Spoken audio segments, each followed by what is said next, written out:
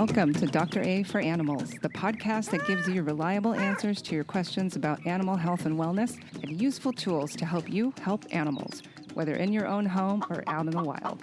Together with expert guests, I'll give you information that is based on scientific research and clinical experience.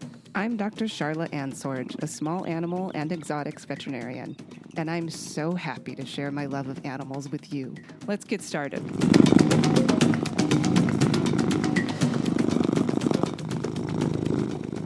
Hello, my dear listeners. I'm super excited to have an episode for you today on nutrition in dogs and cats. It's such an important subject, and so many people have so many questions about it. There's a lot of misinformation. There's a lot of good information. There's a lot of lack of information when it comes to ideal nutrition for our dog and cat family. So today I'm so excited to have Dr. Amy Farcas, who is a board-certified veterinary nutritionist, to talk to us about nutrition in dogs and cats. She received her Doctor of Veterinary Medicine at UC Davis and then completed a master's degree and a clinical nutrition residency at University of Pennsylvania, where she also received a faculty appointment and led the nutrition service. She operated a solo nutrition consulting practice and later created Full Circle Pet Nutrition, which we're going to talk about more later in this episode. I hope you enjoy and learn a lot from this discussion with Dr. Farcas. Dr. Amy Farcas, welcome to the show. I'm so Thanks, excited. Charla. I'm thrilled you invited me. Well, I'm super excited to have an expert in this incredibly important and incredibly murky subject. It's utterly confusing for pet owners. It's not that much more clear for most vets in general practice. So I feel like this is a desperately needed subject to talk about and get some good, reliable information from a real expert. I feel like families with pets today are just flooded with nutrition advice from all corners of the internet and pet stores and everywhere. There are hundreds of brands of cat and dog food, not to mention our other exotic species. There are dozens of types from, raw and grain-free and all kinds of things.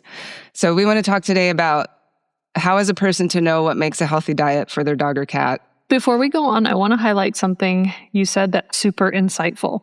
So pet owners have all of these questions and have this kind of feeling of overwhelm when it comes to all this information that swirls around them, but also that veterinarians and veterinary teams are in somewhat of the same situation.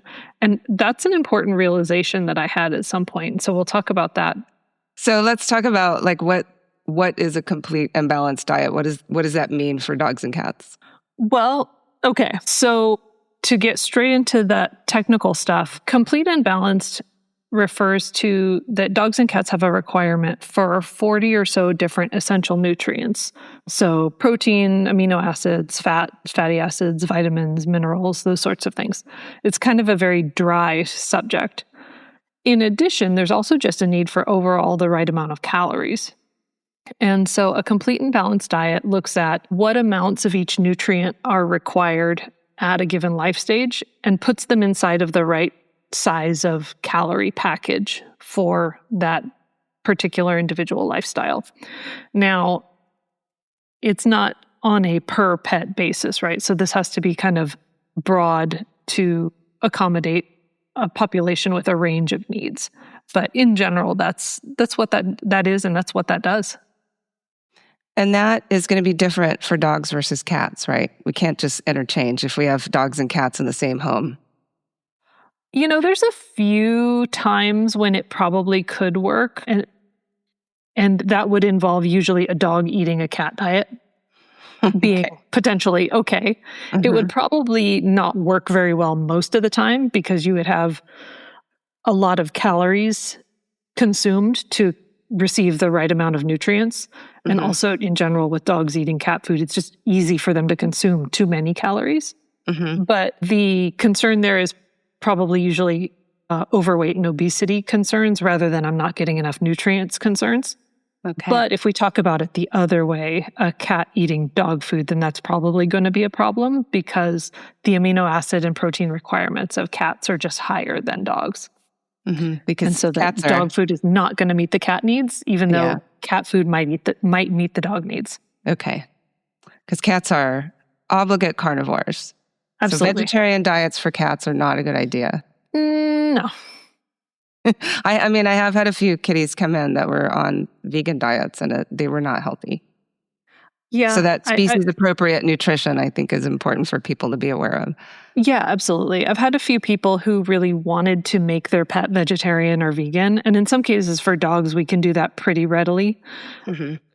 In cats, it's a lot harder. And really the solution that I end up coming down to is working with that person to figure out what's important to them about that question and what they're looking for. Mm-hmm. So for example, I worked with somebody who was a vegan who actually had asked, can I get my cat a vegan diet, or how can I make that work? And so we talked through everything, and he got to the point where, okay, I get that that's not really a reasonable or healthy thing to do for my cat, and I'm not going to do that. But here's the deal. What his concern was not so much that he wanted his cat to be a vegan, mm-hmm. but his concern was that he didn't want to handle or touch or smell pet food that mm-hmm. was meat containing.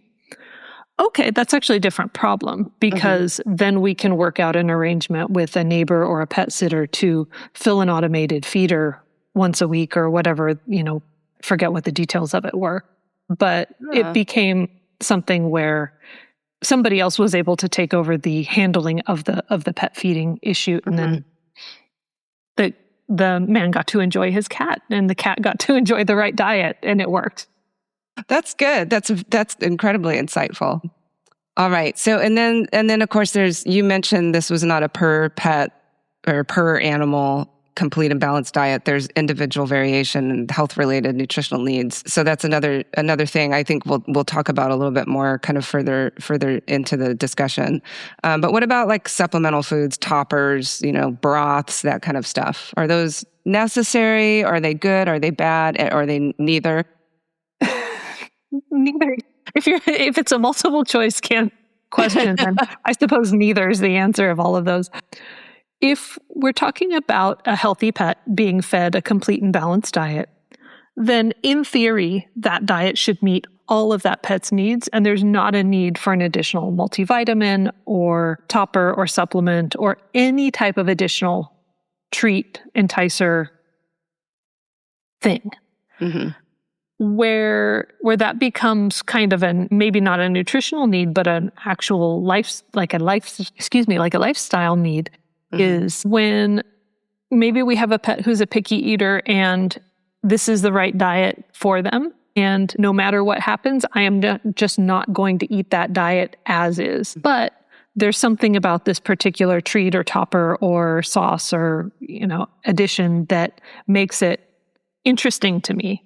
So if this is the right diet if I'm now your dog, if this is the right diet for me, but I will not eat it, but I like cottage cheese or whatever the item may be, and you add cottage cheese to that diet, no, that is not a nutritionally necessary addition, but it is kind of, because otherwise I'm not going to get the nutrition of the diet.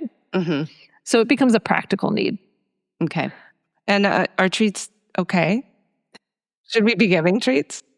Okay. So in theory, that complete and balanced diet for your healthy pet is everything that they need. Mm-hmm. So treats are not necessary, again, from a diet or nutritional standpoint. But we're not talking about a laboratory animal that is only fed what it is prescribed, right? Mm-hmm. This is a member of our family. This is in our house. We like treats. Our pets like treats. We love the interaction that comes from them. And I think that it would be pretty naive to formulate a diet plan for a patient that didn't include treats, mm-hmm. unless it was somehow an owner who just had that completely out of their attention span as far as what was important to them. Mm-hmm. So yeah, treats are, kind of a necessary part of life. I certainly think my treats are necessary. Most humans, and especially my kid, would agree with you. But the important part about that is that we do that with some moderation. Mm-hmm. In general, it's a fair assumption to take one step back for a second. You and I are not the only ones who feel that way and understand that, right? The people who make commercial pet foods also know this. So they're going to say, okay, this package of food that I'm going to be delivering to this pet with this diet, it's designed to meet all of their nutritional needs inside of this calorie package, right? But we also have to assume that some calories are coming from outside. Mm-hmm. And that's going to ultimately dilute the nutrients that come from our diet. I'll give you an extreme example of this in a minute. And so really when commercial diets are formulated, they're formulated with a bit of nutrient padding to accommodate for that extra calorie padding. And so in general, the rule is we generally recommend that pets consume calories from treats in about or less than 10% of their overall calorie intake. And I know that's kind of a hard guideline to follow because most people don't really have a concept of how many calories their pet is eating in a day. Mm-hmm. That's something else that the world should change. But but the example that I give of that is, to be really extreme, is to use marshmallows as a treat, right? So everybody, I think, would understand and accept that if I ate my full calorie requirement of marshmallows in a day, that I wouldn't be getting very many nutrients, right? Okay. So if I ate half of my marshmallows, half of my calories as marshmallows, and half of my calories as a complete and balanced diet, then I'd really only be getting half of the nutrients that I should be getting in a day. Mm-hmm. Yeah. And so that's why we try to push those proportions of complete and balanced diet up to 90% of your calories and leave that 10% margin for treats. Mm-hmm. I like that. That's my day. Right? It works for me. In reality, some days there's more marshmallows, but... Awesome. So when you're talking about a healthy diet for pets, it sounds like the most important factors is that they're getting the appropriate ratio of the nutrients that are essential to their physiologic function day to day.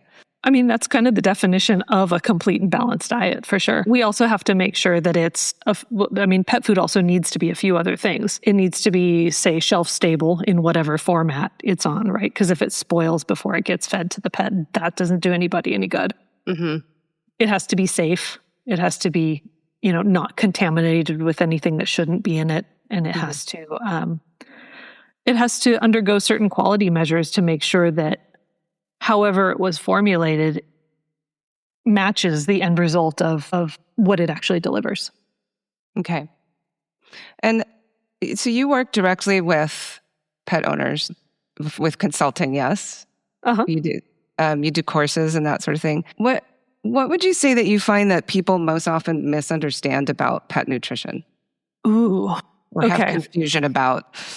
I think that it's generally this kind of one big package of stuff. And this is what you were alluding to in the beginning. There's so much information and we're not really sure what to do about it. And all of that, so much information generates individual questions that are specific, like what about grains or what about raw or what about, mm-hmm. This brand or that brand or whatever. But all of those individual questions come down to this.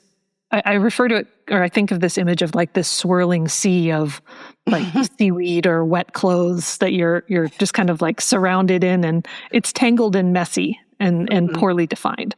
I was hearing a couple of things. I was hearing from a lot of pet owners that my vet's great. I trust them for everything except when it comes to nutrition. Mm-hmm. And that just breaks my heart mm-hmm. because I will guarantee that the vast majority of veterinarians are not out there poorly educated about their patients' nutritional needs, and they're not making poor recommendations. But I was even hearing it from veterinarians that I'm not good at nutrition. And I'd be like, come on, that is not true. And I mean, we can review that, you got XYZ education built into your vet school and you've been through CE and blah, blah, mm-hmm. blah. But it's easy to believe on both sides of that conversation. It's easy to feel that way. And so I kind of had to get to the bottom of that to really get to where I am with what I'm helping people with now. And those two issues are related.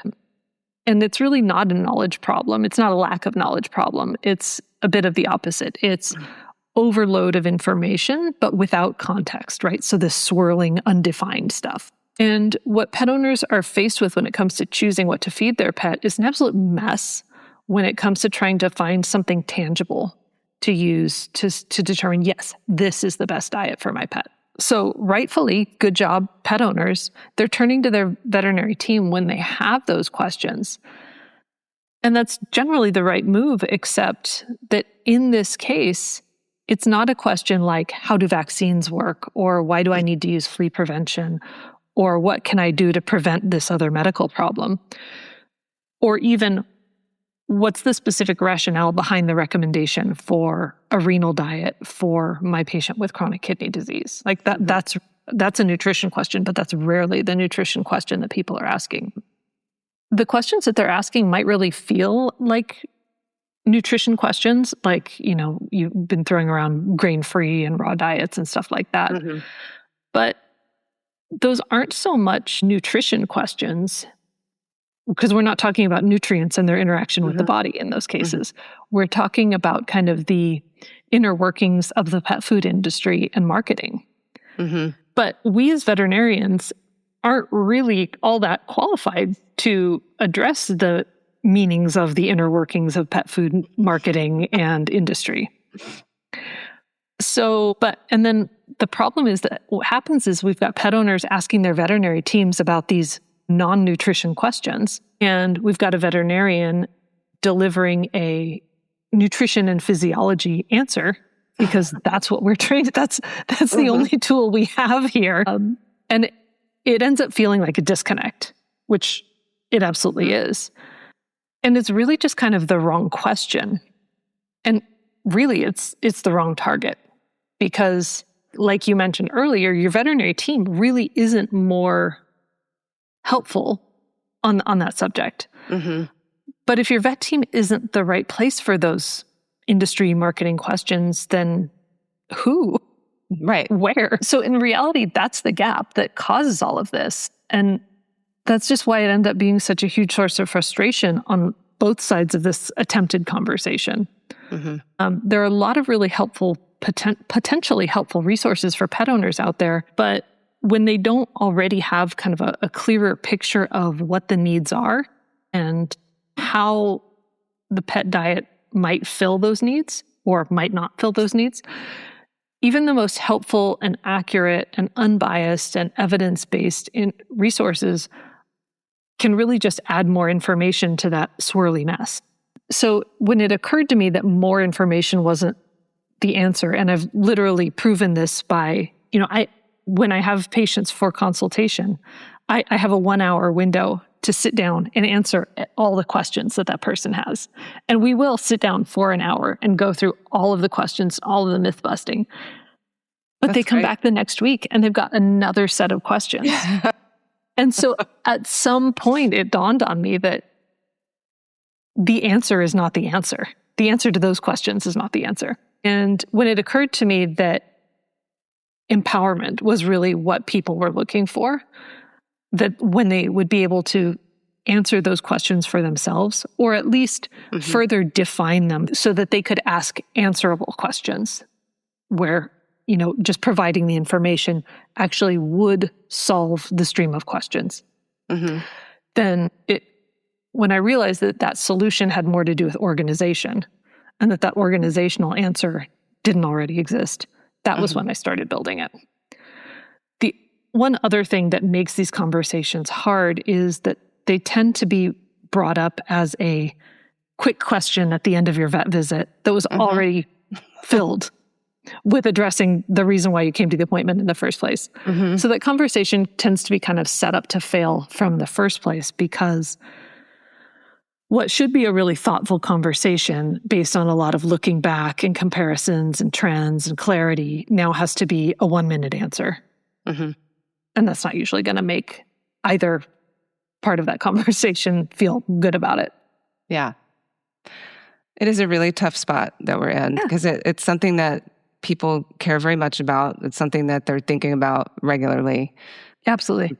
And we are too, but we're often left with, not enough time to discuss it. And so many questions about. I mean, there are so many hundreds of brands out there now, and all of these trends that tend to kind of reflect trends in human nutrition, which isn't necessarily appropriate. So we want to get into a little more detail about how people can make decisions for their own pets. So I think one of the places to start is navigating labels, because labels are so confusing and frustrating, and half the stuff on them, nobody knows what it is. Somebody does, but most of us out there in the sea of pet food, we can read the label, but it means nothing. So let's talk a little bit about maybe where that confusion comes from, but what's actual nutritional value and what's marketing, and what are the things on the bag or on the can mean, and how can people use that information to help inform their decision about what to buy? I'll do my best. It's really hard.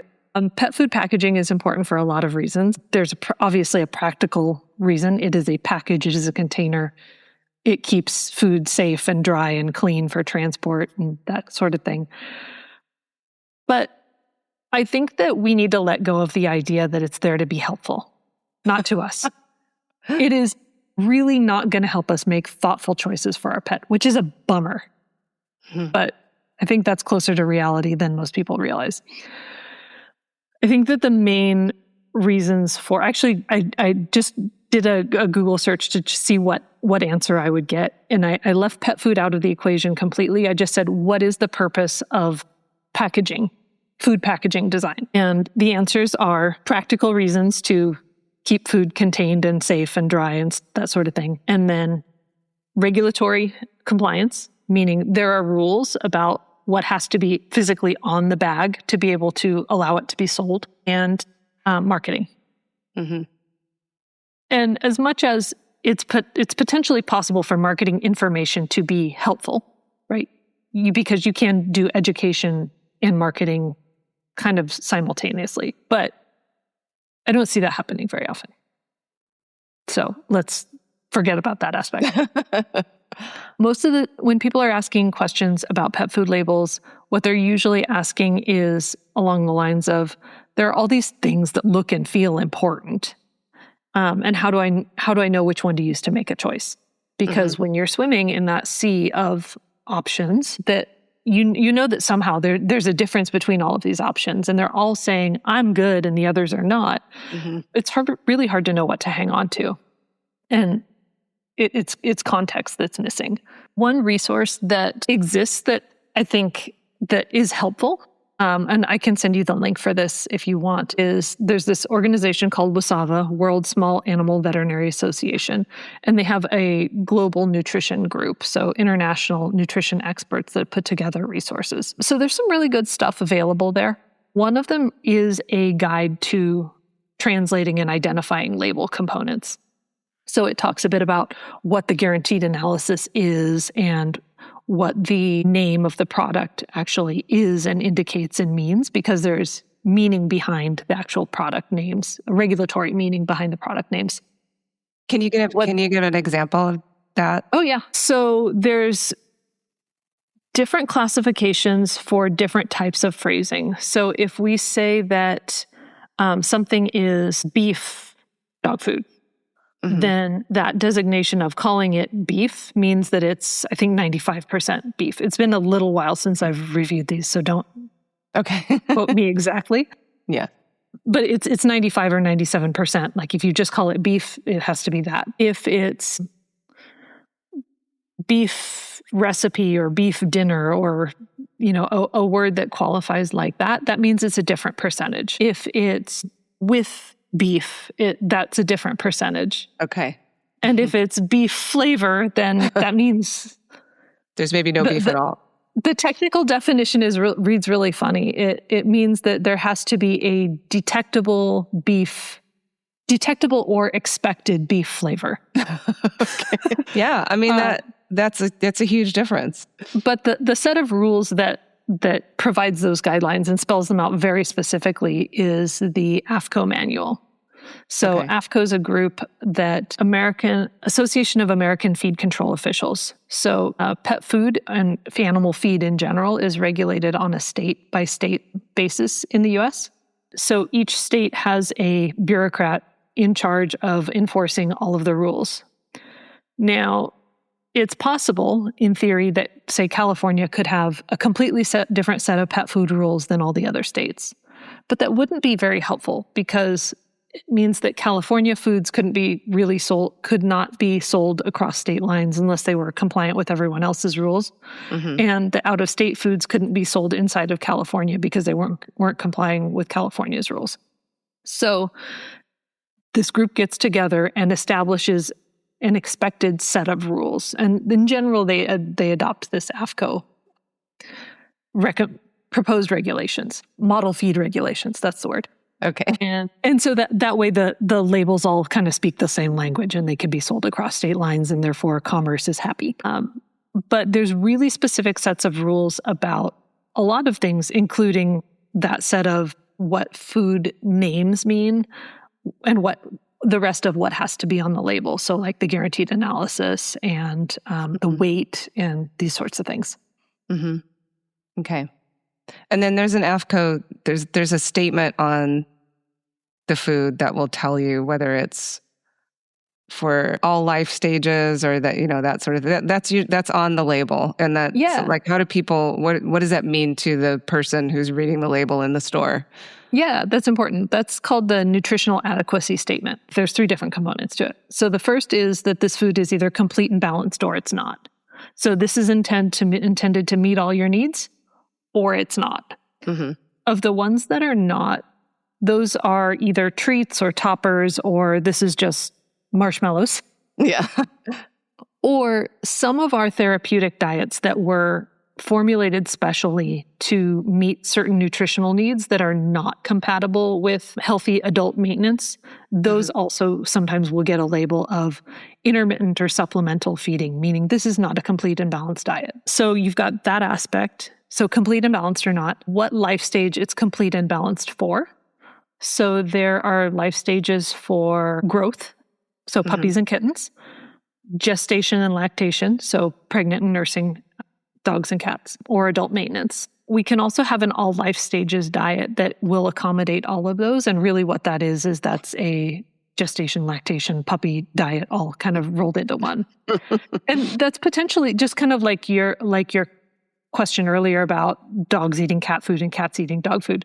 That's a little bit potentially kind of like the scenario of dogs eating cat food. Like it may be more calories required than are required for a certain individual, especially when we have some kind of less active or just some of these pets that are prone to gain weight easily. Those tend to be kind of problematic diets just because of the amount of calories per cup or can or unit. But it's potentially a super valid way to feed. What's kind of important about life stages is there isn't a specific designation for senior diets. So there's a lot of marketing for senior diets, but senior diets are really just adult maintenance diet that a manufacturer has made some changes to according to whatever they think is important about seniors, which may or may not be what's important about an individual senior pet. And then the last part of it is how that nutritional adequacy was determined, meaning is that based on this diet having been through feeding trials? So again, the AAFCO manual has a prescribed set of steps and criteria for a feeding trial. So a certain number of pets fed this diet for a certain amount of time, what criteria they have to measure along the way, how many dogs they're able or cats they're able to drop out of the study, that sort of thing, and what they're comparing it to, or whether that diet is complete and balanced based on how it was formulated, meaning it was formulated to meet the AAFCO, again, a set of designated prescribed nutrients, those 40 or so different essential nutrients. Each one of those has a defined minimum and maximum amount that needs to be in a diet to be called complete and balanced. So that's the nutritional adequacy statement, complete and balanced or not, what life stage is for, and how that was determined.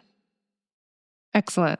That's really helpful because I think a lot of people aren't aware of that statement on the label, and they like, this looks like some official thing. I don't know what this, I think it gets kind of glossed over, but that has actually quite a lot of really useful information there. But especially if if you have an overweight animal and you happen to be grabbing a diet that's for all life stages, you're basically probably feeding them a really calorie-dense diet. It's likely. Yeah. And then, so let's talk about the guaranteed analysis that also you mentioned is one of the requirements to be on the label. What kind of information does that have? And is that information very usable for the average consumer? No. To the second question, no, it's not very useful to the average consumer. It's not useless, but it requires a bit of translation. Mm-hmm. So first off, the guaranteed analysis is a set of kind of rudimentary chemical tests that are done on a diet to give us some information about its chemical composition. So those are protein, fat, moisture, and crude fiber. Now, protein and fat, as historically more expensive ingredients, are listed as minimum contents, meaning this diet may have some amount higher than this, but this will have at least this percentage on a as-fed basis of protein and fat. Now, water and fiber are the opposite, meaning those are historically inexpensive ingredients, and so there's a precedent for wanting to control or limit the amount there. And so those will have maximum amount of fiber and water. Now, the hard part about this is on an as-fed basis, meaning if we compare canned and dry diets only, dry diets tend to be about 10% and canned diets tend to be about 75% moisture. So even if I had two diets, and I've done this comparison, even if I had two nutritionally identical diets that one was canned and one was dry, the fact that the piece of pie for moisture on the canned diet is 7 times larger than the piece of pie for moisture in the dry diet means that all of those other components get compressed. And so a great example of how that becomes confusing is that people will hear, and it's not a great recommendation, so this is not my recommendation, but people will hear that pets who have chronic kidney disease, for example, should be fed a low protein diet. Mm-hmm. Okay, I'm going to go to the store and I'm going to find the lowest protein diet I can find.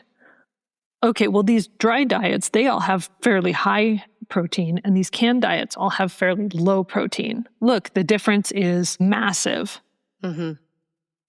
Except that the difference is lost in that distortion, and you may actually end up feeding a higher protein diet by making that change just because we don't understand what change we're making. Mm-hmm. Now, if we understand the amount of calories that come from each of those components, from protein, from fat, and from carbohydrates, then we can do a little math and some calculations and convert that into something that's a little more useful to make comparisons. Mm-hmm. So we can sort of calculate out that water and that fiber contribution so that we're only looking at those calorie-providing components, and then that can become more helpful. The minimums and maximums still are problematic because they're approximate numbers, they're not real numbers. Mm-hmm. The other thing that gets messy in there is that we don't usually have a number for ash or mineral content. That's not required. It's sometimes given, but it's not required. Mm-hmm. And crude fiber, turns out, is actually a really poor indicator of actual dietary fiber in a diet. It variably captures some portion of fiber, but isn't a very meaningful measurement of dietary fiber. So especially if we're looking to do a diet change to control certain symptoms that might be responsive to dietary fiber, like, say, stool quality, we got nothing to go on. Okay. And then you mentioned the ash or mineral content. What minerals is that including? Is that like just all of the minerals that are part of that 40-something important nutrients? Yeah, so 40 or so essential nutrients. Some of those are vitamins and minerals. Most of those, protein, amino acids, fatty acids, and a lot of vitamins, those are things that when you put the food in a device that's literally called a bomb, and you burn off everything, then what's left is literally ash, right? I told you this was a rudimentary test. And therefore, it is an estimate of the mineral content. Okay. So all of the other carbon-based, all of the other stuff goes away. Okay. So it's things like calcium and phosphorus are probably the major components. Mm-hmm. Okay. Interesting. I didn't realize they actually did. That's actually where that was based from, that it's burning it down to ash. Okay. Yeah.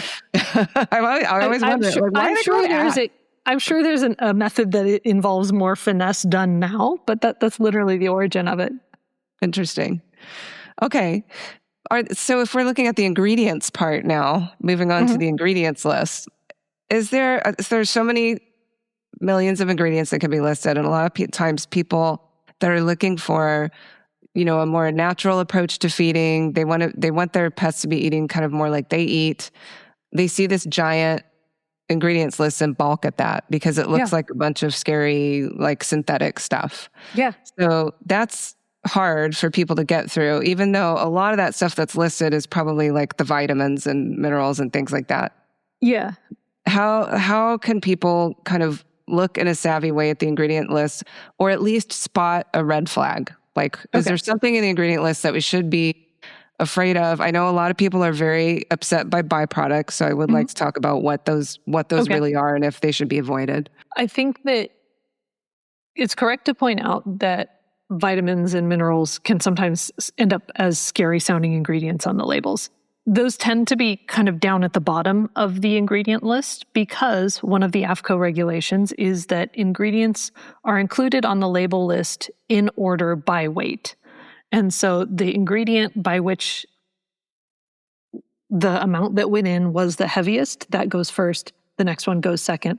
The one that has the least amount of weight going in ends up last. And so in general, if you look towards the end of the ingredient list and you have chemical sounding things, a lot of those are vitamin and minerals supplements, and you probably want those there. One thing that's important to know is that in addition to defining lots of other things about pet food ingredient or pet food labels, there's also regulations from AAFCO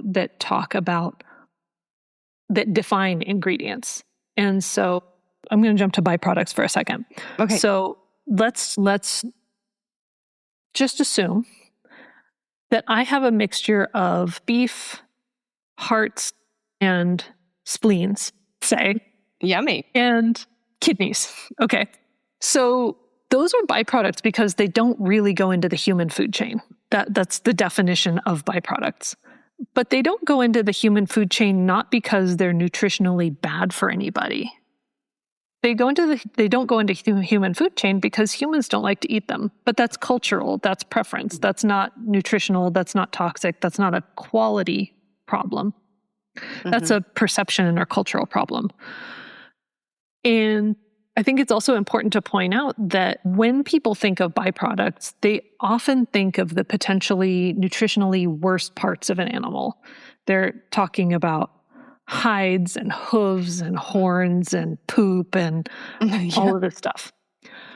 Okay, so when we go to the AAFCO manual and look up the definition for byproducts, it reads something along the lines of the clean, non-muscle components of an animal that includes X, Y, Z, organ meat, can include fat, can include lungs, can include blah, I think there's some tolerated level of bone involved in byproduct meal.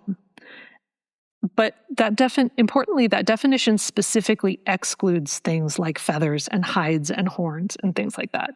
And so byproducts, I think, really are strikingly different than what people think they are when they see that label. But that said, it's a great example of why it's important for a pet food manufacturer to understand their ingredients. Because I imagine that if I'm a pet food manufacturer and I have a formulation that calls for byproduct meal A, and byproduct meal A is made of hearts and spleens, then okay, as long as I buy the correct ingredient, screen it to make sure it's nutritionally what it's supposed to be, put it through my recipe, it'll make the diet that it's supposed to make. But if I accidentally end up with byproduct meal B that is, lungs and fat, those are very compositionally different tissues. And so they're going to be very different nutritionally. Neither one of them is bad, and I'm sure there is a perfectly good nutritional use for both of them. But if I'm working with a recipe that calls for meal A and I end up using byproduct B in my diet, first off, there's a good chance it might not make it through my production line because it'll end up being messy or wet or too fatty or something. But also that it's not going to be nutritionally what it's supposed to be. So I think it's a good sort of an excuse to talk about quality control and the potential need for overseeing the process, but not so much of a problem of this ingredient being something bad.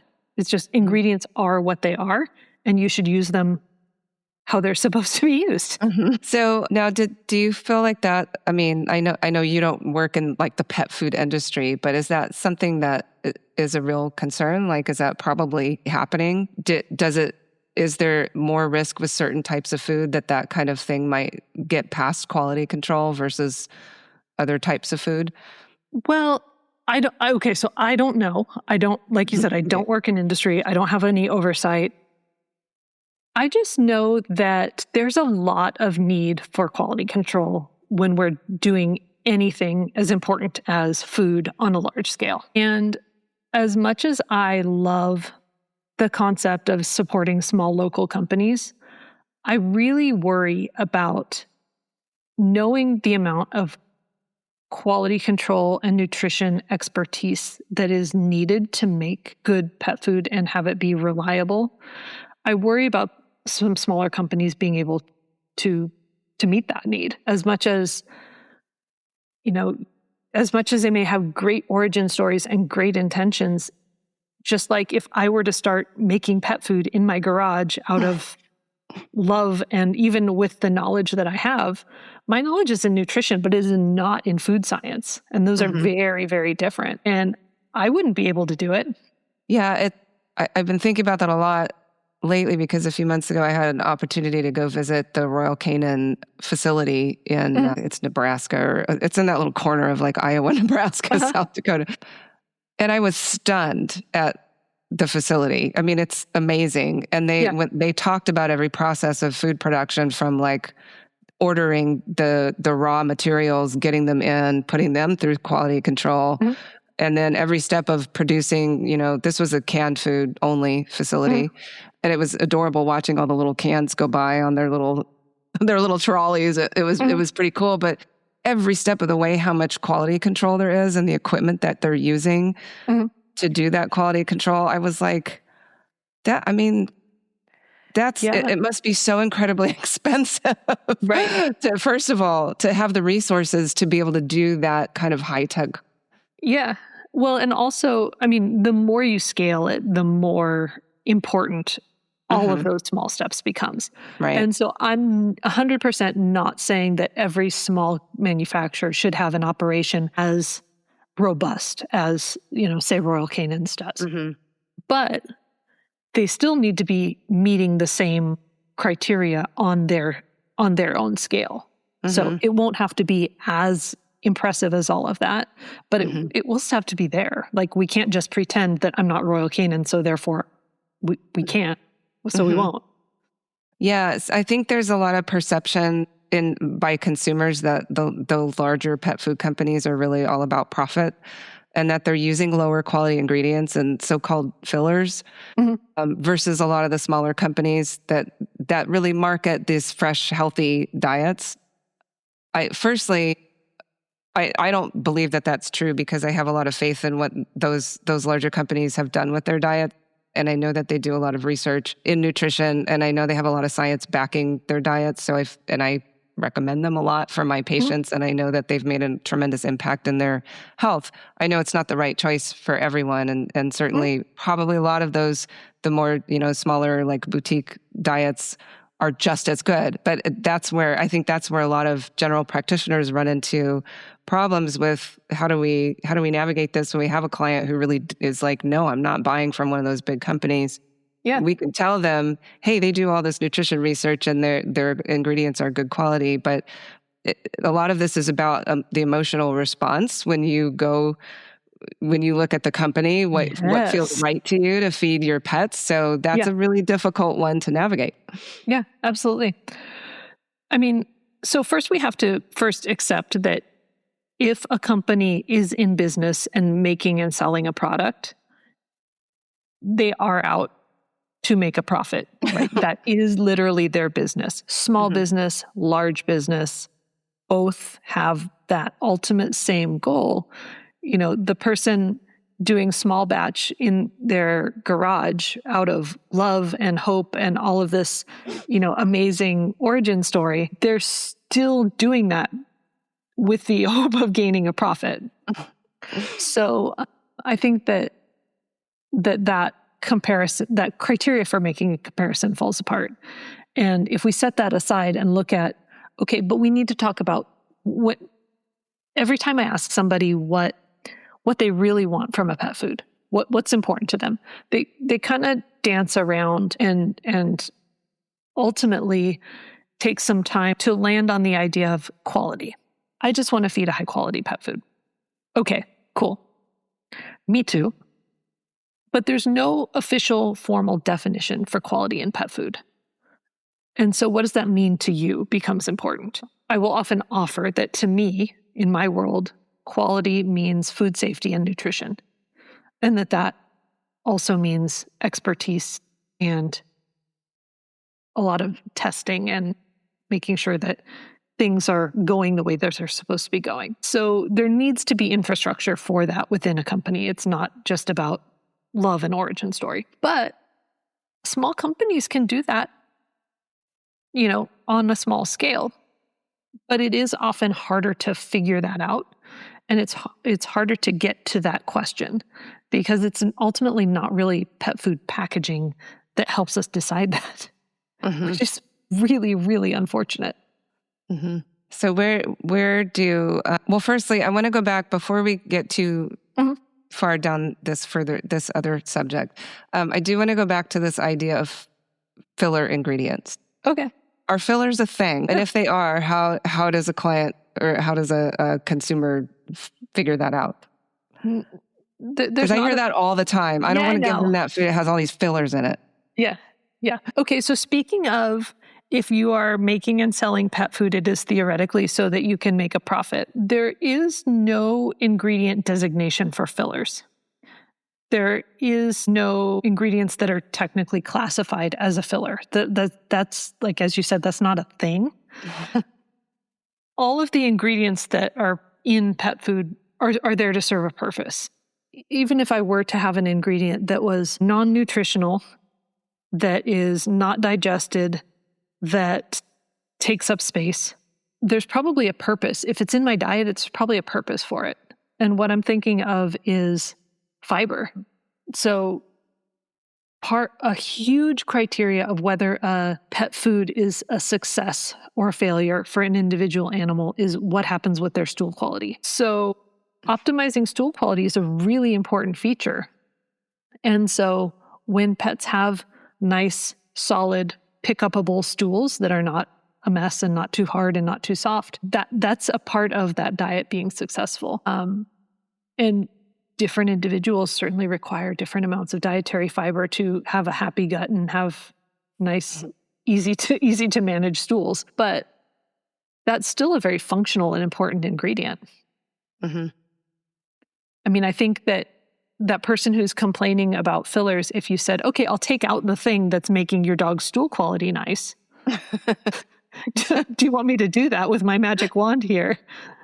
And they'd probably say, wait a minute. So there really isn't something called that. I don't even know where it came from. I think the ingredient that gets the most flack for that is formerly called corn gluten meal, now has been renamed to corn protein meal, just to avoid confusion with gluten intolerance in people. Corn does not contain the antigenic protein gluten, so we should remove that from the name to avoid confusion. I think that was a good call in terms of ingredient nomenclature is full of stuff that I disagree with, but I think that was probably a good call. But even so, just like the byproduct thing, it's kind of a weird sounding thing, but it's a reasonably nutritional component of corn. And so if it's there, it's providing protein and amino acids and fats and fatty acids and probably some fiber. And yes, it's a byproduct from human food production. But we make a lot of high fructose corn syrup in this country. I'm sure there's corn byproducts that have some nutritional value that's probably better than the soda that it went into. The corn syrup part, yeah. I think it's really important just to clarify what some of these things mean, and that there's a lot of myth surrounding some of the terminology that's in an ingredient label, because those are things that really put people off, that they have heard somewhere that this is a bad thing, and that it's a cover-up for cheap, non-nutritive ingredients that are just there to, give it shape or color or whatever. So I think it's so important to help people understand what exactly that is, and that there are regulations about what goes into animal foods, and that you can't just, it's not like ground hoof. And I mean, it's not like we just put a bunch of that in there in order to make it a kibble. Like it doesn't really work that way. Now, what about preservatives? A lot of people are, of course, afraid of preservatives, or, upset about preservatives in our own food, and that's going to translate into our pet food. Yeah. So there's, again, regulations and rules about what preservatives are allowed, what are determined to be safe. And there's certainly an enforcement process for foods that contain things that are not designated as safe. So those things can be removed from the market if they're found. So all of these things have been determined to be safe and effective. But that said, for some people, that's not enough. I want to avoid preservatives. I only want to feed fresh. Okay, I don't have a problem with that. Let's find a way to do that meets all of your pet's other needs and all of the other things that you need for it to be. But we're not limited to, dry or canned as our only options anymore. And I think that's really cool that the market's expanded and given us a lot more options. It's potentially made it a little more confusing, but... Yeah. Back to this, trying to decide kind of what brand, what type of food, what am I going to buy for my pets? There's research, there's feeding trials, there's quality control. I mean, as we talked about, those are different between different companies. A lot of the diets say they're formulated by a veterinary nutritionist. A lot of them don't. Do they need to be formulated by a veterinary nutritionist? Or, I mean, there are regulations behind the scenes that we're not, as consumers so aware of. Yeah. How do we decide? There are marketing trends, and I do want to talk a little bit in more detail about that. But how if somebody's just trying to narrow down, like what brand of food should I get? I think we talked a little bit about like your personal preference for what you want to be feeding, but are there ways for a person to really just like go, this doesn't look like a good idea for me, or this looks legit. This is probably a good choice for my pet. It's really hard. I do not have very solid, like these are definitely the things. The one thing that becomes easy, and I think that, and you've referenced this, is that certain manufacturers have made it really clear and really transparent to veterinarians that these are the things that we do. This is the steps in terms of quality control and food safety, and this is what we understand, and this is what we're contributing. I have colleagues that work for those companies. I know what they're doing, and that makes it an easy answer for veterinarians to say, okay, you don't know, client pet owner who's standing in front of me and concerned, you don't know what to choose. Okay, here's what I know. I know that these companies are doing a good job with these things. Okay. And I say that pretty regularly. That they have made that easy for me, because I can point to, this colleague that runs that division of that company, and this is what their protocols are, and this is the facility I've seen, and these sorts of things. So that's always part of the answer is, I know this, but that's not exclusive of everybody else. Everybody else there are regulations that everybody must follow to be safe and to provide appropriate nutrition, and that there's enforcement policies and practices in place to remove stuff that's problematic. And so if we're talking about a generally healthy pet who doesn't have any specific nutritional requirements outside of generally healthy pet maintenance, you can feed anything on the shelf, anything that says this is complete and balanced for adult maintenance or all life stages, that speaks to you, that feels right, that is otherwise a great fit for your life and your lifestyle and your home. I think that when we get too prescriptive about you should feed this recommendation, it becomes hard because it also doesn't consider all of the rest of that, the package of that pet's life in that home with that family, because maybe kibble doesn't work because of some interaction with the other pets in the house and how everyone else needs to be fed and who needs to be separated from whom. And that can in its own become like playing chess. Yeah. I recognize how unhelpful of an answer that is, but that's why I haven't talked to you yet about the circle of nutrition. So this is where I'm going to bring it up. So the circle of nutrition is the reason why I don't answer most of the questions that I'm asked. So is diet X a good diet? I don't know. Is grain-free good? I don't know.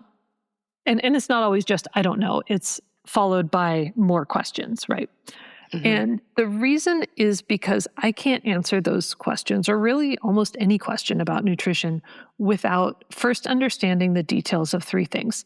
The pet, what their needs are, what their lifestyle is, what their medical health status is like. The diet that we're talking about, so what it does and doesn't provide nutritionally and calorically, and what the needs of the, call it environment, call it feeding management, call it household, call it lifestyle.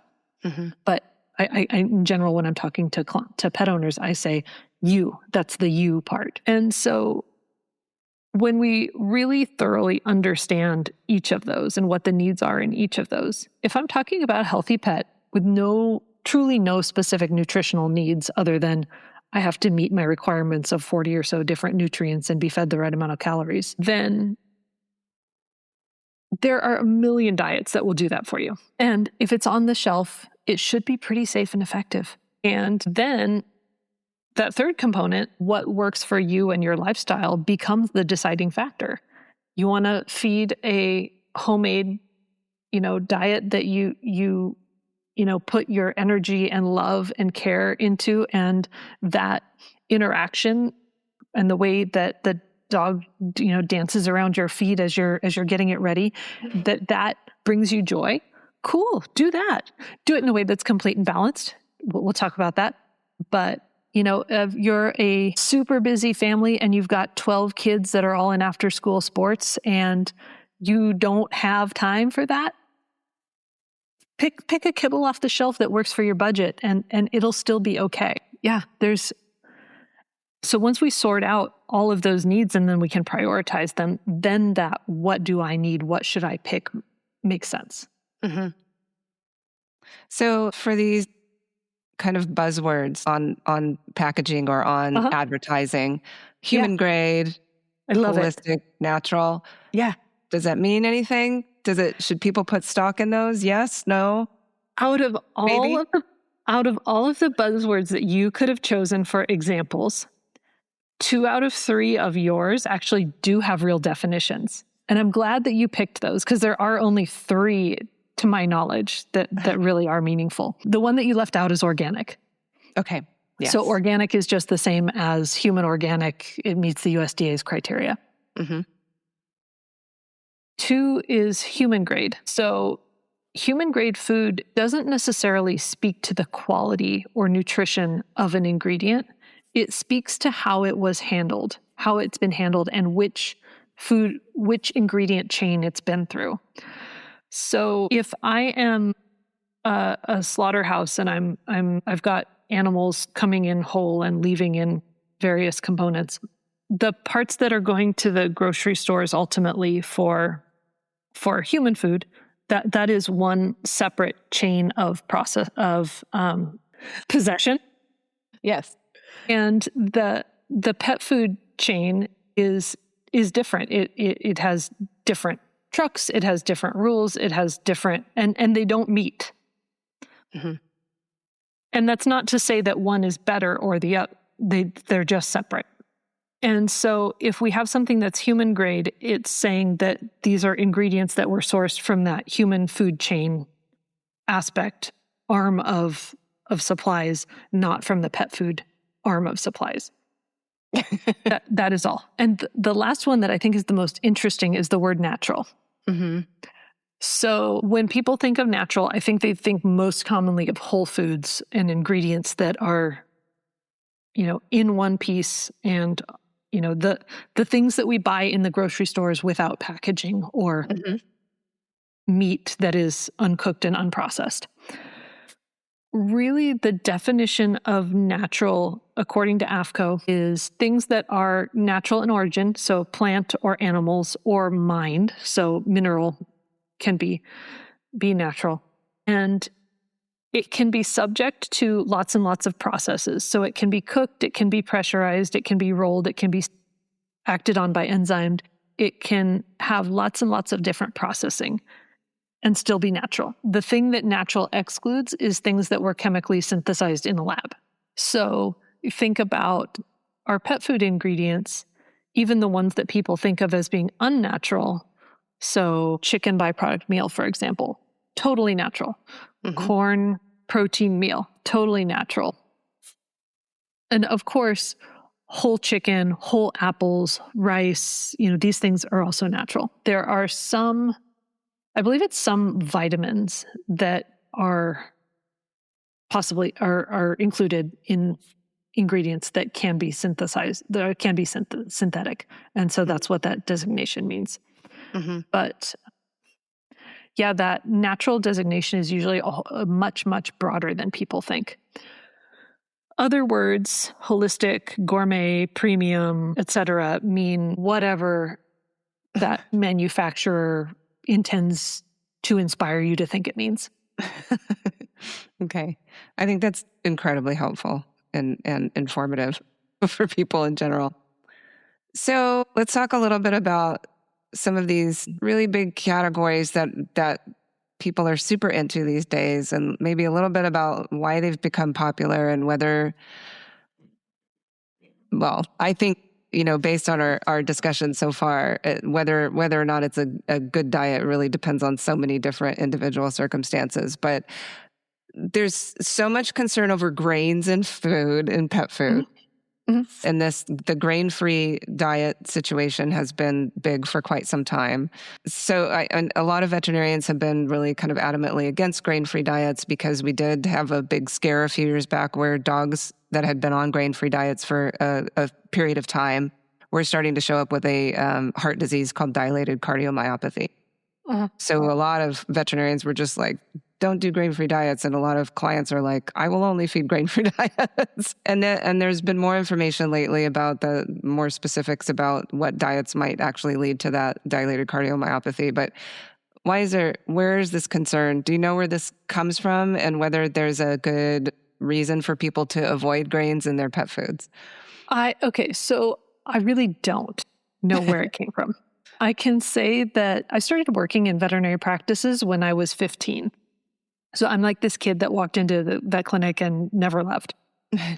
And so even then in the 90s, we were seeing trends from, at the time it wasn't grain specifically, but it wasn't grain as a overall overarching entity, but it was corn.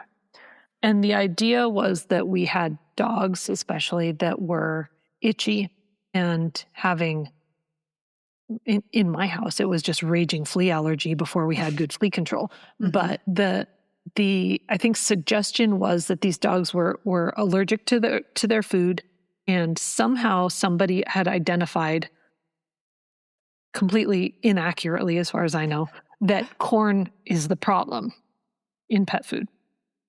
So that was when we first started seeing a lot of lamb and rice diets and mm-hmm. corn as a grain being replaced with, in this case, another grain. But that was, I think, the origin of we need to start removing grain from diets. And I don't know, around that time we got better flea control, and I think we had less itchy dogs. So I don't know, maybe we should just continue the trend and pull all the grains out of our diets. I don't know. It makes no sense to me. There's a lot of potentially compelling feelings behind the ideas that dogs evolved from wolves. And so wolves are more carnivore-like, and therefore we should feed dogs like wolves. Okay, fine.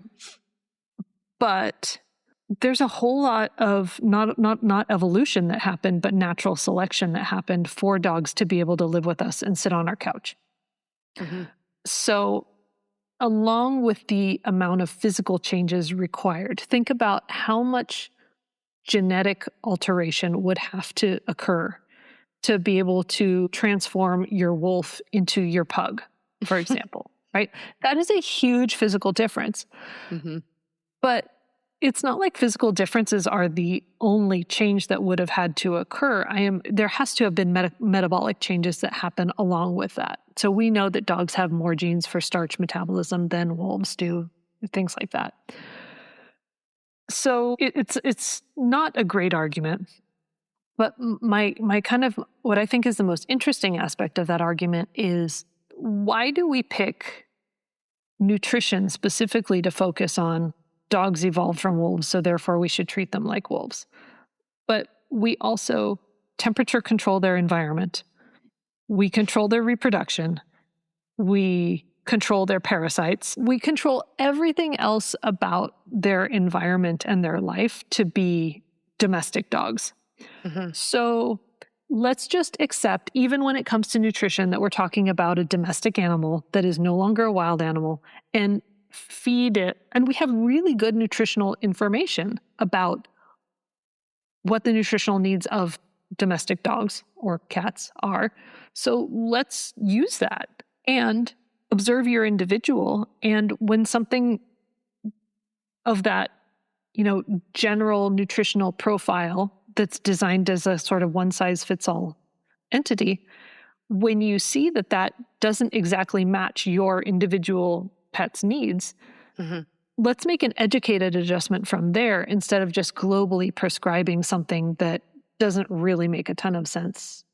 Mm-hmm. That's a really good point. I have often laughed at the wolf comparison in advertising. It's like, that little Pomeranian, she's not out there hunting down elk. I'm sorry. That's not happening. But that leads me to kind of a similar trend in feeding, which is raw diets. And a lot of people are very attached to raw feeding for dogs and cats. Yeah. So I know there are a lot of claimed benefits, and there is also, again, a lot of comparison to, well, this is what they would be eating in the wild. I counter that with they would be dying at 5 years old in the wild because they would be riddled with parasites and salmonella and influenza and things like that. So I personally tend to advise my clients against feeding raw diets because I have seen animals come in very sick with food poisoning. Yeah. And also having your pet have massive diarrhea as a result of food poisoning is not very conducive to lifestyle. This is true. Right? When you're a wolf and you have diarrhea, it doesn't probably affect very much. But the household suffers if you're indoors. This is true. So firstly, freeze-dried or raw-coated products. Yeah. Is that different? Is that safer? Are raw diets beneficial for any reason? And can they be safe to feed? My concern as a doctor is when they are not safe to feed, which is sometimes, obviously not all the time, or I would have more frequent sick animals coming in. I certainly see animals that are on a raw diet that are doing fine. So let's get into a little more detail about that. Yeah. So the benefits that are often claimed about raw food diets make a lot of sense.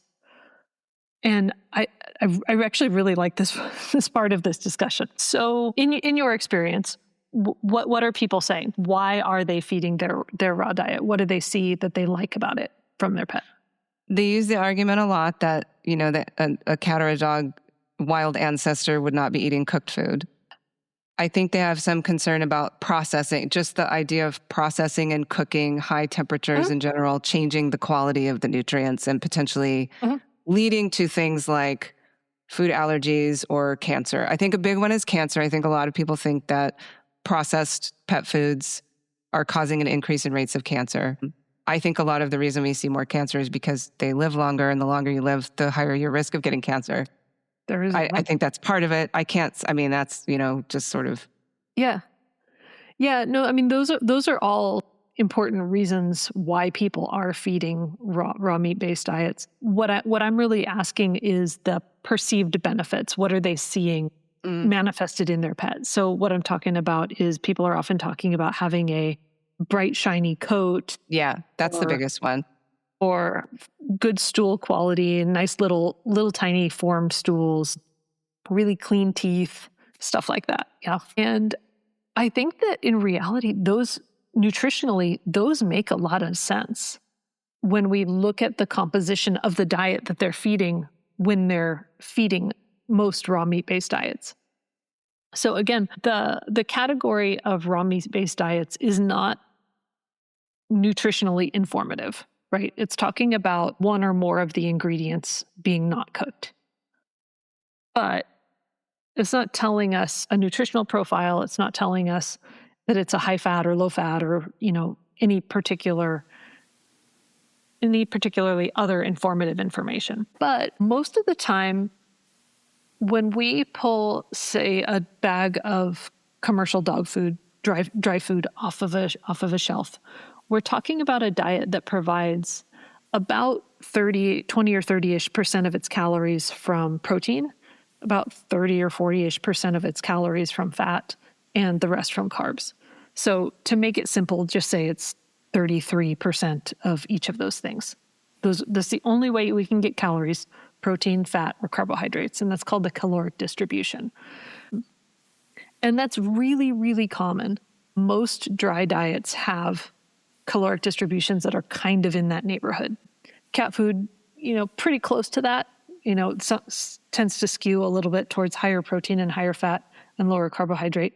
And some dog dry diets will skew high or low within that range, but it's all kind of close to that.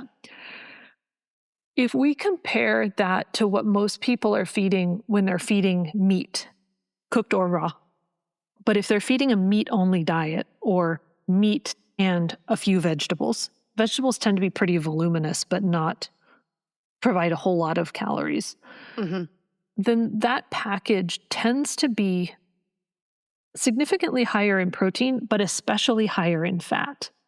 So we're talking about diets that can provide more like 40% of calories as protein and 50 or 60% of their calories as fat. Now, and very little carbs and very little fiber. Now, there's raw diets that probably also incorporate cooked grains or starches or other things. And so that becomes different.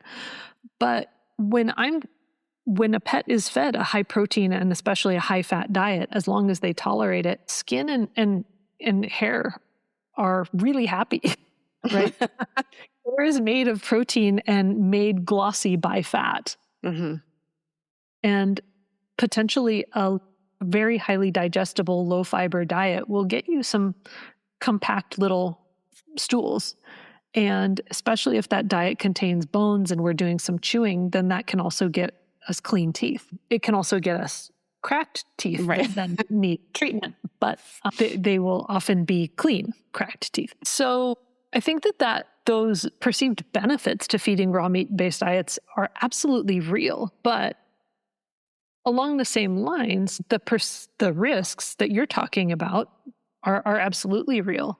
Even if we're talking about food that's from human food chain and human grade, we have excellent data to show that 60-ish% of all the chicken and other meat products in our grocery stores are contaminated with potentially harmful bacteria.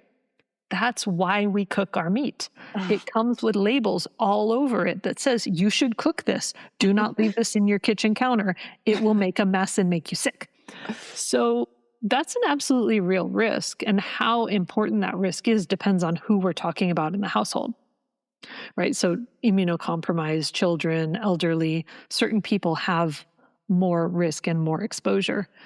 And I especially think about even if I have somebody who is doing a really, truly diligent job with cleanup and prep and handling of a raw meat-based diet that comes out of a freezer, it gets defrosted, say, in a designated pet bowl, it gets portioned into the dog's bowl, the dog eats, the bowl gets picked up, everything gets cleaned and sanitized. There's no contamination of the kitchen with the food. Okay, that sounds like a great scenario. And I think that's really important for minimizing contamination if you're feeding a raw meat-based diet. But at the same time, that dog just stuck his face in the bowl. And it's all over his face. So think about, especially if we're talking about a schnauzer or something with a hairy muzzle, and we've got a kid in the house. So now you've got schnauzer's contaminated face in your kid's face. Mm-hmm. And that may not be the scenario that you want, because obviously this is somebody who cares a lot about food safety and sanitation because they're doing all the other steps right. But if that benefit, so yes, that risk is real, it's important. And I think we should talk about it and be really clear-minded about it. But I'm never going to tell anybody that the benefit that they're seeing, especially if they've already been on this diet and are already doing well, that's not real and that's not important. But I say really, really commonly, okay, let's figure it out. Let's see what we can do, what this diet actually is providing, and let's see if we can find a way to get you the benefit without the risk. Mm-hmm. So I'll have them complete a really detailed diet history form so that we know exactly what's in that diet, what its nutritional composition is, and we'll find a version that we can. Switching to a home-cooked diet is often the easiest transition to just similar ingredients, similar caloric distribution, just cook it and ensure that it's complete and balanced. I've done that transition and had it go really seamlessly. Mm-hmm. Okay. There is a little bit of data starting to come out about some of the chemical changes that happen in food with processing under high heat or high temperature. To me, I don't have enough information there to say that we shouldn't be feeding these diets. Okay, there's some preliminary evidence. We should keep looking at it. We should figure it out. And if we have to change the way we do this, then sure, we should. I don't think we're there yet, but if I have somebody who has those concerns, I certainly don't want to dismiss that. But I will say, okay, let's see what we can do to reduce that risk and have it be as minimally processed as possible. Mm-hmm. So we may consider, if we're talking about a homemade diet, we may consider ingredients that are not cooked. So for example, like cottage cheese as a protein source, or something like gently cooked. So we could do eggs, or we could do meats that are just barely cooked through. Cooked through to temperature. By bypassing the temperature and pressure associated with commercial processing, I can't prove that we're eliminating the formation of those chemical components because I'm not doing that sort of testing. But it seems like it must be. It seems like it has to be a reduction in those concerns. So yeah, let's talk a little bit more about the homemade diets, because a lot of people are interested in that these days too. A lot of people are really drawn to that, cooking for their pets, or, putting together the diet for their pets. And I think there can be benefits to that for some animals that do, especially animals that do really significantly have a food sensitivity or that have really specific health needs. I think a lot of people just want to do it for the aforementioned concerns about food safety and that sort of thing. So what risks? I remember reading years ago that most homemade diets, over time, we will see nutritional deficiencies. Yeah. Do you feel like that's the case? Or can that risk of nutritional deficiency really be mitigated by having an appropriate recipe? And if so, where do people get that? Yeah, absolutely.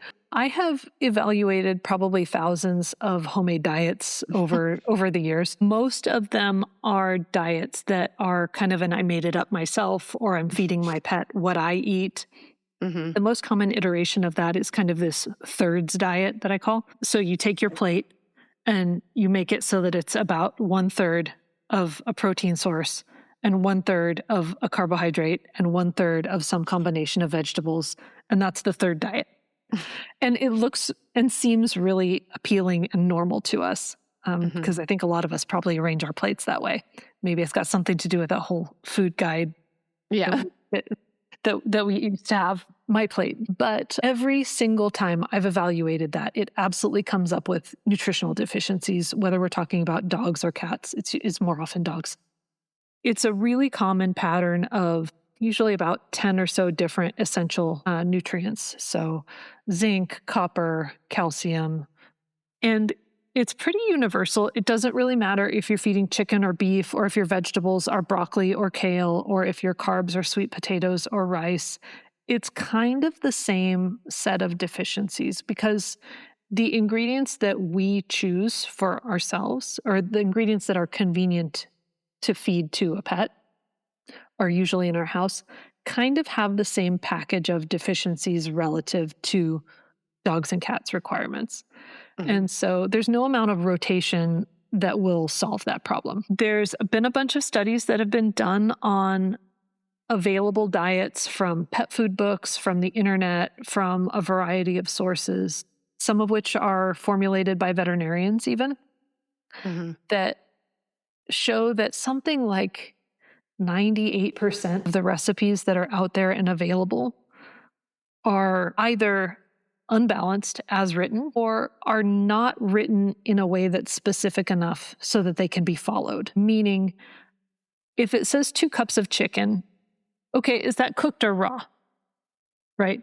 Because maybe if I did it the way the author had in mind, maybe it would be balanced, but it leaves the door wide open to misinterpreting it. So the version that I came up with might very well be unbalanced.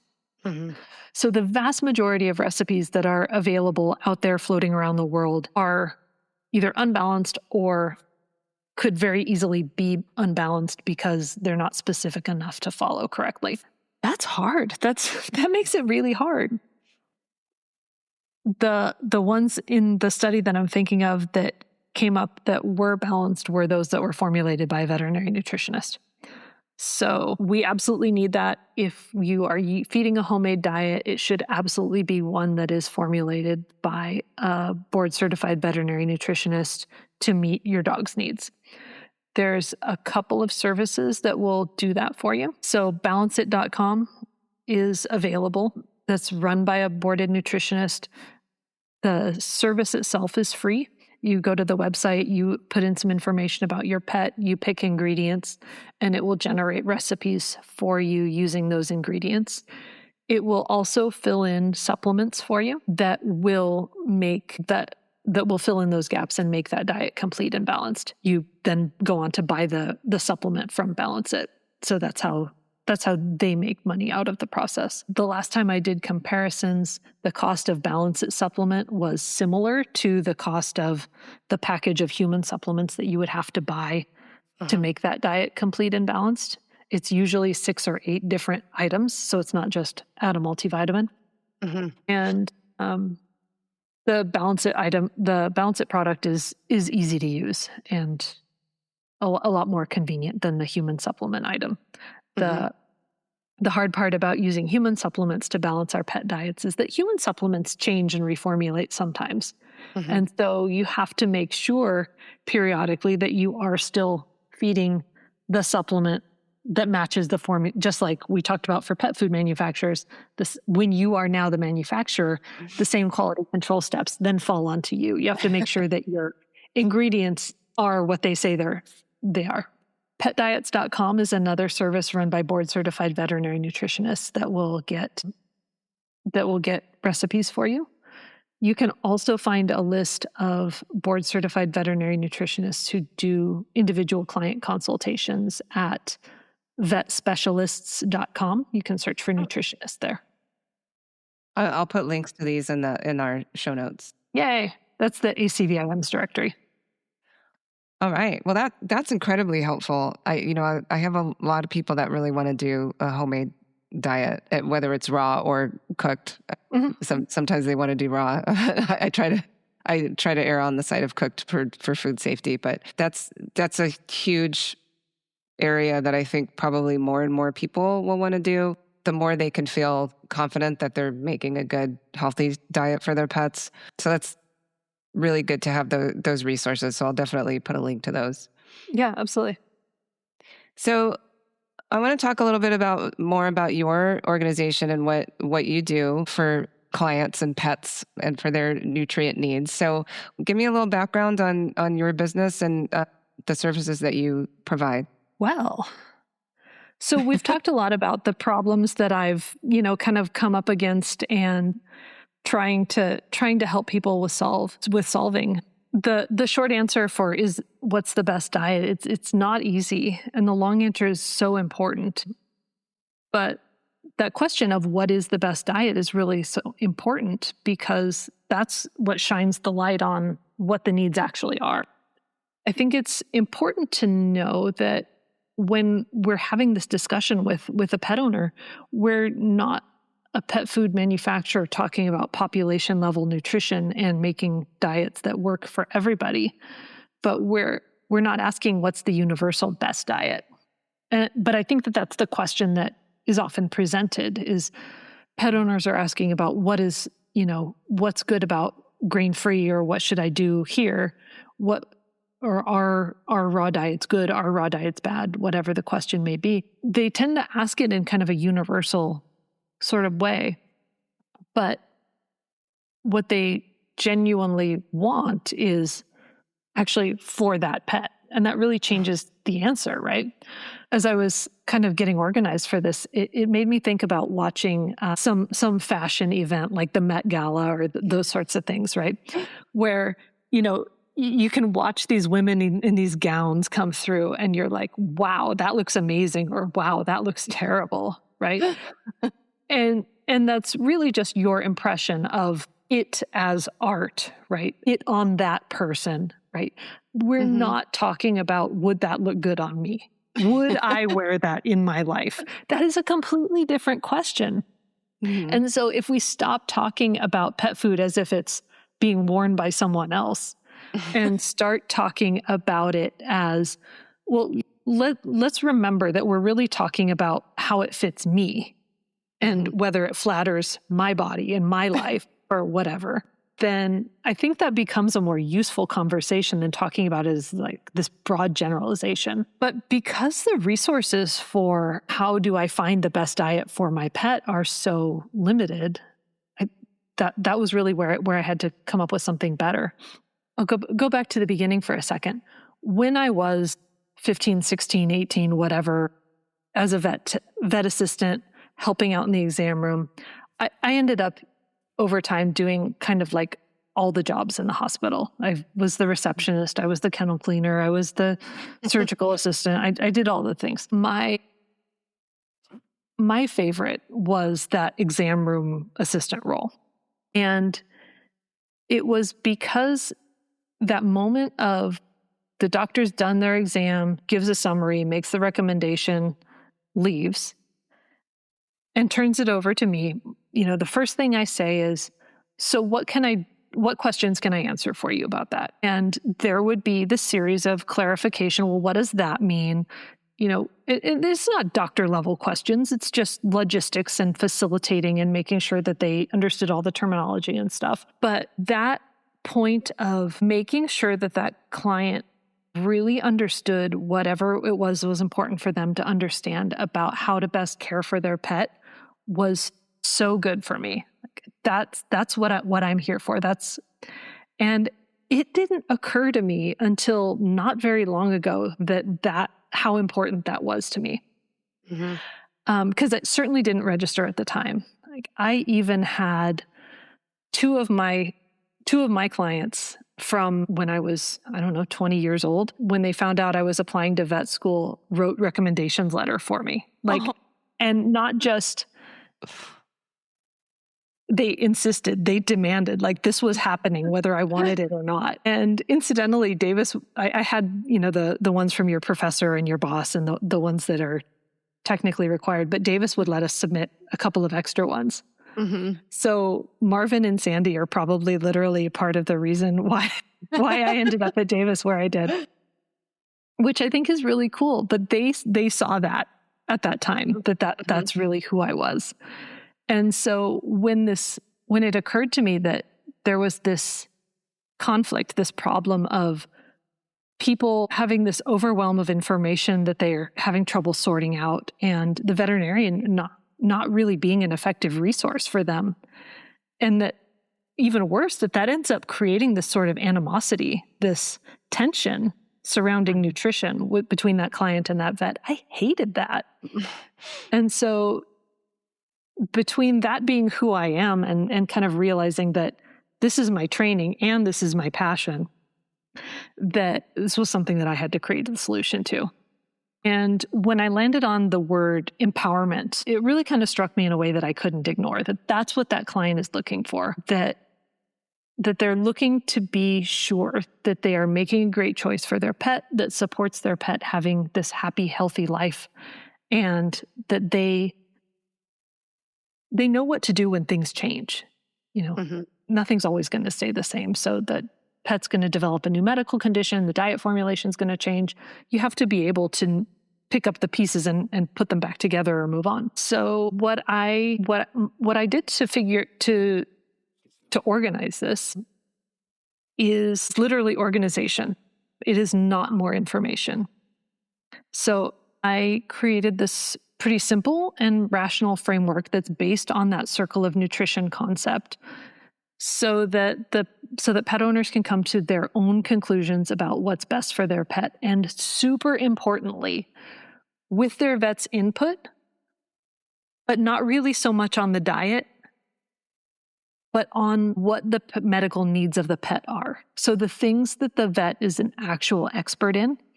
So we start with your vet's input that this dog needs a diet that is, has chronic kidney disease, therefore needs a diet that is reduced in phosphorus, enhanced with fish oil.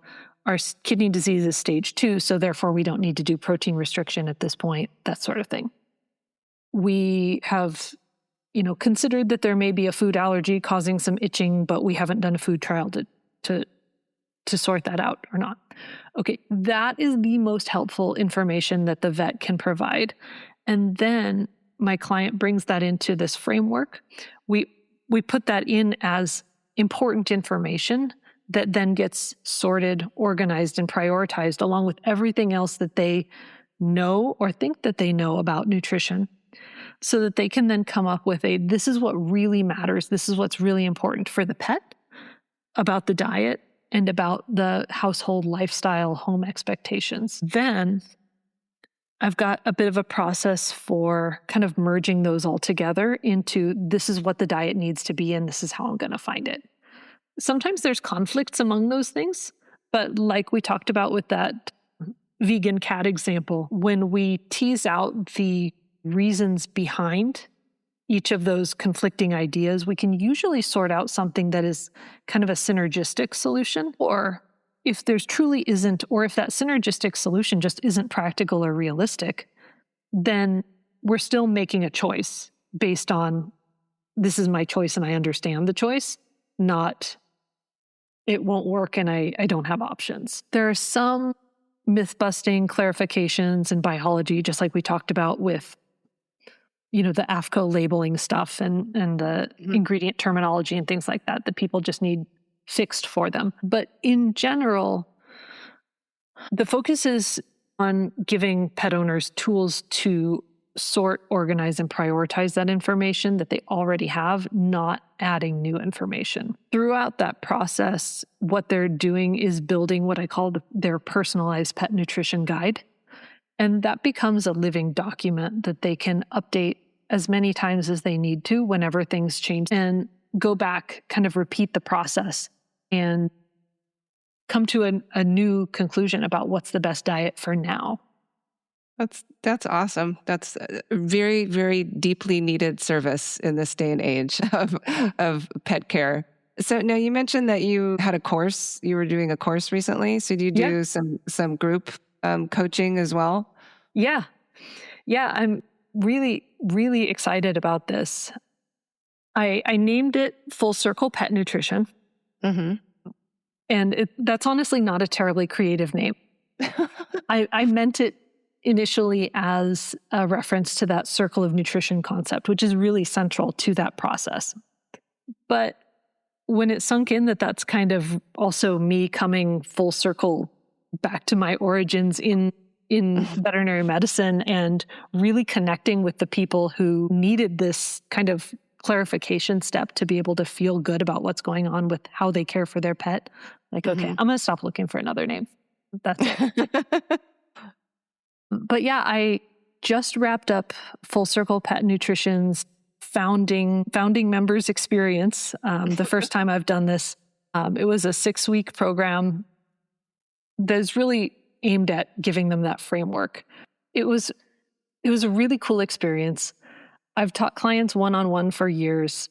I've taught tons of veterinarians and veterinary students in lots of different scenarios and convention centers and conference rooms, and kennels and restrooms and social events when we should have been talking, not talking about work anymore. But yeah, I have never taught online, and I've never taught clients in a group setting. And I'm also obviously not a course creator by training. So there was certainly some glitches and awkwardness there, which I had essentially advertised as part of the fun of the thing. So yes, they definitely watch me do awkward. And most of the material that I had presented throughout this 6-week program was things that I'd taught mostly to veterinary professionals in some way, shape, or form over the years. It's obviously kind of having to be reworked for a pet owner perspective, and then obviously reworked for the online delivery format. The piece that was really and truly novel and absolutely original to the program is the kind of culmination where it funnels all down into the needs of those 3 components, and then how to resolve conflicts and merge them into one set of priorities for this is what my diet needs to be. Now I have to go find it. And that was really intimidating to present, but also really well received. And I think genuinely appreciated for the amount of thought that went into it. It was still pretty messy, and I've thought of about 1 million things that need to be made better about it for the next time. But I'll give myself a little credit. I'm pretty genuinely pleased with it. My founding members were absolutely lovely. And I am so glad I got to work with them and build the community that we built. More than one of them mentioned at our last meeting that they were sad to not be having this space to continue to meet and connect over that topic going forward. So something else I'll be looking forward to building for people going forward is this kind of like supportive long-term container where we get to do ongoing support or just share our stories and how things are going. And that peer support and energy was really, and that they fed on each other doing that was really beautiful to see. That was something that I'd hoped for, but again, I'm new at this, so I wasn't sure it was going to happen. And the fact that it did was honestly one of the biggest gifts of the whole experience. So that will definitely maintain and enhance, hopefully. I'll be doing my next cohort in the fall, and I'm excited to be able to get to do it again.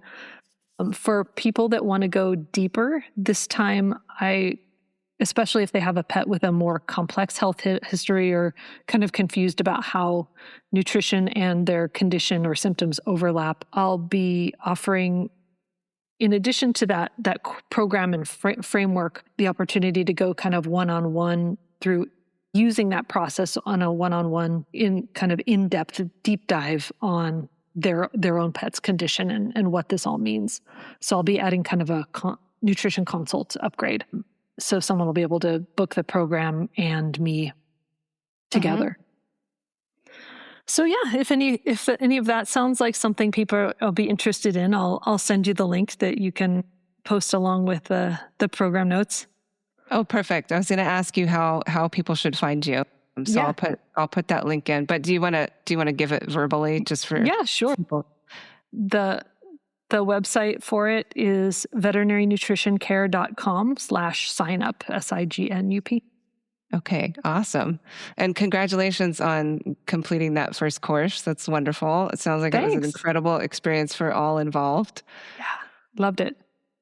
I had another couple of questions I wanted to ask you that's a little more, I think we've covered like most of what I really wanted to go over, and it's been amazing. And I think people are going to find it so helpful. I know I have, even Good. From my perspective. Do you have any thoughts on using feeding devices like puzzles, hunting toys, raised dishes? Do you have any advice on any of that kind of stuff in addition to like the food itself we've already kind of covered? Yeah. I think that especially in certain scenarios where you have somebody who's eating really fast or, it's a problem to solve, I think that those things can be really helpful.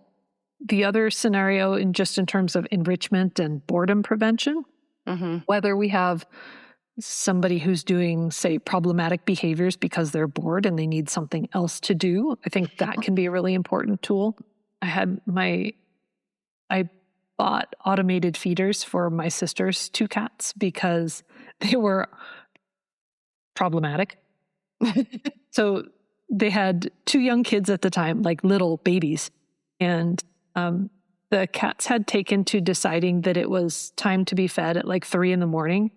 And they would yowl and howl and scream and wake people up until they were fed. And the kids would wake up and it was just the start of this nightmare thing for them. So we introduced feeders for the automated feeders to these guys so that they could at least go downstairs and yell at the feeder until it fed them. And then there was no reinforcement to that behavior. So they could just wait for their food when it showed up. Right. So that became an important solution to a problem. But yeah, I think that enrichment in any way possible, especially for pets who are indoors more than they maybe should be, things like that can be really helpful and important. And do you have any thoughts on raised dishes for dogs or cats? Not specifically. I mean, I assume are individuals where that would be helpful. I can imagine if I had neck or shoulder pain or, an esophageal motility problem, those sorts of things that elevated feeding or a change in posture could be important. I don't know. Do you know? Is there something out recently about there are just a lot of improvement with feeding position? It's another kind of marketing thing where, people will get this idea that they should be using a raised dish. And it's like, I don't think that there's much in the way of studies about whether animals have an easier time eating out of a raised dish. But I think for some, especially dogs, for some dogs that do have, like you said, arthritis or something in the neck or shoulders, and especially for like giant breed dogs and that sort of thing, because dogs eat in a standing position. I've seen it kind of bleeding over into cat food dishes, and most cats eat in a seated, down low, almost loaf position. So it doesn't seem to make, like a cat, if you watch cats feeding in the wild, they're never like sitting upright and feeding the way that dogs will be standing all the way up and feeding. So yeah, that makes sense. I think for some dogs, it does definitely make sense, but for most cats, it probably doesn't. But there's probably the rare cat out there with some sort of an issue where they might benefit from that. Yeah. Just another example of a way to look at things from a personalized, what is the need? Yeah, exactly. And on that note, my last question, if there's like 1 or 2 basic principles about pet food or pet nutrition that you would want people to keep in mind, what would those be? I love this question. I was so glad you had this. Let the individual needs drive things. And specifically that circle of nutrition triad of look at what the pet's needs actually are.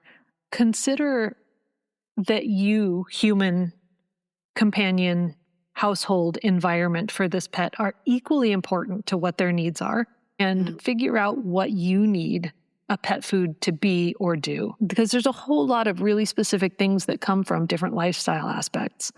People that are really into agility with their dog, they need a certain kind of treats, and it needs to be delivered at a certain speed, at a certain rate. And if you are slow with the treat, you are not doing it right. So there's some really important angles that if you look at what you do with your pet and what you truly need, and just accept that that's needs, if grandma is in the house and she needs to feed a scoop of, a spoonful of ice cream when she, is doing something in the afternoon, okay, fine. Just work it into the fact that that's just how life is instead of making it something else. And then look at what the diet that you're currently feeding is providing and how it's tolerated and whether it's working or not. Mm-hmm. And if what you're doing is working and your vet agrees that it's working, then it's working. You don't need anybody else's criteria beyond those things to help you make a decision. And I think on that note, it brings you back around to something that you said earlier about pretty much if it's on the shelf, it's probably fine because it has had to meet all of these regulatory standards and that sort of thing. So if you can't afford, the triple the price fancy stuff at the fancy, all natural pet supply store, if all you can afford is the food that's on the shelf at the grocery store, like that's probably just fine. Yeah. That's I sometimes have people come in and they're kind of embarrassed. They say things like, "You're probably going to think I'm a terrible pet owner because, I feed them such and such." Yeah. No, if there's not some specific reason that this individual animal needs to be on this particular kind of a diet, which I might be recommending. Yeah, no, that's fine. Yeah. I'm with you on that. There are a whole lot of really inexpensive, perfectly adequate pet foods out there that nobody should beat themselves up over that being their choice, as long as it's honestly working for them and their pet. Mm-hmm. Well, thank you so much for that. Thank you so much for spending the time with me today. It's been great to see you and hear about what you're doing. And the work you're doing is so important and so helpful for so many people who love their animals. I can't tell you enough how much I appreciate you being on the show with me today. Well, thanks, Charla, for having me. It was really great to catch up and see you again and to share something that I'm pretty passionate about and hope that people, find interesting. And also I just hope that this is helpful in terms of answering questions that people have and giving resources for how to get to that point of feeling better about the choices that you have if you are already unsure, unclear that what you're doing is a good fit. Yeah, absolutely. I think you clarified so many things that are really repeated questions and concerns that people have. So it's going to be great. I'm so grateful to Dr. Farcas for sharing her time and expertise with us today.